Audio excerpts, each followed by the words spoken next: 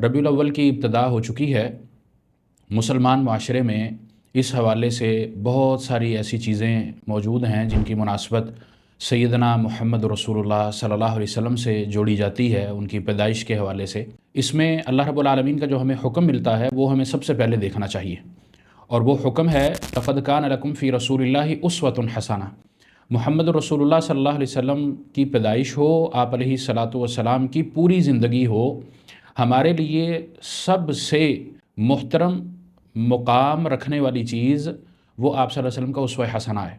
हम दुनिया में और आखिरत में दोनों जगहों पर जो नजात पा सकते हैं वो सिर्फ़ इसी सूरत में पा सकते हैं कि हम अपनी मुकम्मल ज़िंदगी को उसवा हसना के मुताबिक गुजारें। और वह उसवा हसना क्या है जो अल्लाह रब्बुल आलमीन ने इस आयत करीमा में हमें बयान किया है, लक़द कान लकुम फ़ी रसूलिल्लाहि उस्वतुन हसना। रसूलुल्लाह सल्लल्लाहु अलैहि वसल्लम की मुकम्मल ज़िंदगी, आप सल्लल्लाहु अलैहि वसल्लम का बासत से लेकर, या अगर मैं ये कहूँ कि आप सल्लल्लाहु अलैहि वसल्लम की पैदाइश से लेकर बासत, और बासत से लेकर दुनिया से रुखसत होने तक जितने भी आप सल्लल्लाहु अलैहि वसल्लम के मामलात हैं, आप सल्लल्लाहु अलैहि वसल्लम की ज़िंदगी गुजारने का तरीका है, वो सारे का सारा उसवा हसना है। वो इंसान के मामलात से ताल्लुक़ रखता हो, उसके अखलाकियात से ताल्लुक़ रखता हो, उसकी इबादत से ताल्लुक़ रखता हो, वो सारे का सारा उसवा हसना है।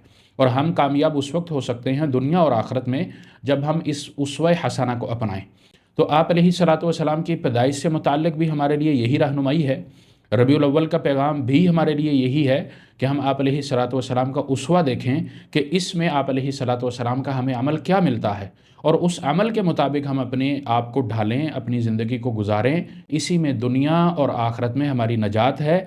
इसके अलावा कोई भी काम है, वो किसी भी सूरत में हो, किसी भी शक्ल में हो, कोई भी बड़ा आदमी उसको सर अंजाम दे, वो काबिल कबूल नहीं होगा, क्योंकि कोई भी बड़ा आदमी मुहम्मद रसूलुल्लाह सल्लल्लाहु अलैहि वसल्लम से बड़ा नहीं है। ये हमारा ईमान है, हमारा अक़ीदा है। तो आप अलैहिस्सलातु वस्सलाम से जब बड़ा कोई नहीं है अल्लाह के अलावा, तो फिर हमें आप सल्लल्लाहु अलैहि वसल्लम के आदात को, आपके अतवार को, उन्हीं को देखकर अपनी ज़िंदगी को हमें गुजारना है, और उसी के मुताबिक हमें अमल करना है, और अपनी आखिरत को और अपनी दुनिया को हमें नजात वाला बनाना है। अल्लाह ताला हम सबको अमल की तौफ़ीक़ अता फ़रमाए।